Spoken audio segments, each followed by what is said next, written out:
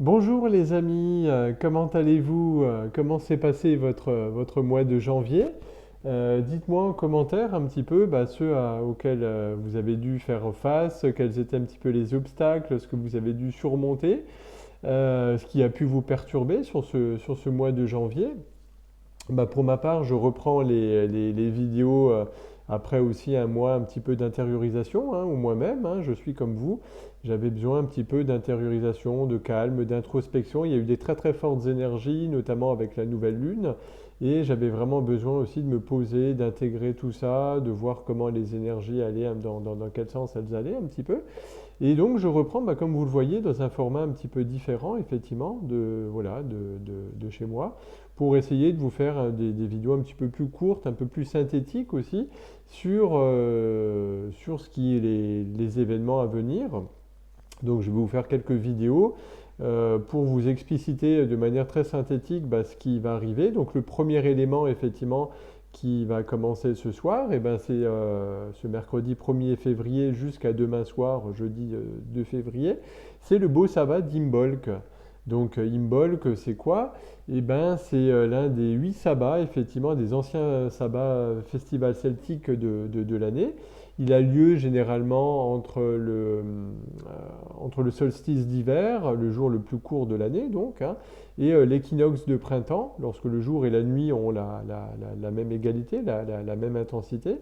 Et donc c'est aussi un festival qu'on appelle des fois parfois le festival du réveil de la Terre, puisque c'est Imbolc qui est considéré un petit peu comme le festival, le sabbat, où les énergies du printemps se réveillent, où la Terre commence à sortir de son sommeil hivernal, puisque la période la plus sombre de l'année est passée, hein, là où il fait, où il fait nuit le plus longtemps possible, c'est derrière nous.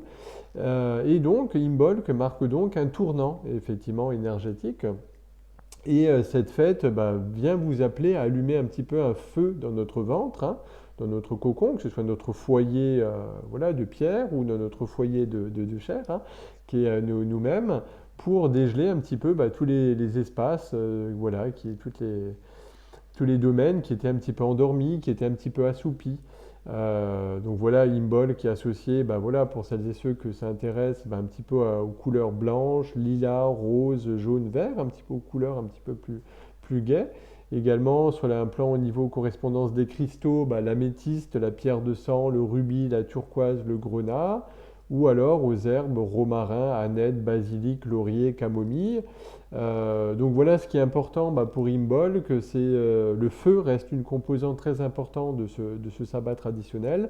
C'est donc d'allumer par exemple une bougie dans chacune des pièces de votre maison, ou alors allumer chaque lampe de la maison juste après le coucher du soleil pour honorer la renaissance du soleil, pour honorer effectivement ces énergies qui reviennent.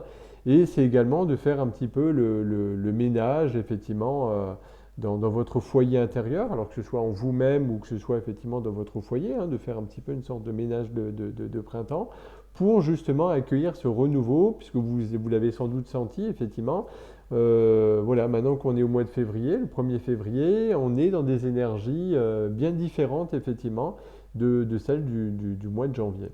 Voilà, j'espère qu'effectivement vous avez pu apprendre certaines choses et je reviendrai vers vous un petit peu plus tard également pour vous parler effectivement du fameux portail du 2-2 qui va suivre, hein. Voilà. En tout cas, je vous souhaite une très belle journée les amis, prenez soin de vous, je vous aime, je vous embrasse et je vous dis à très bientôt.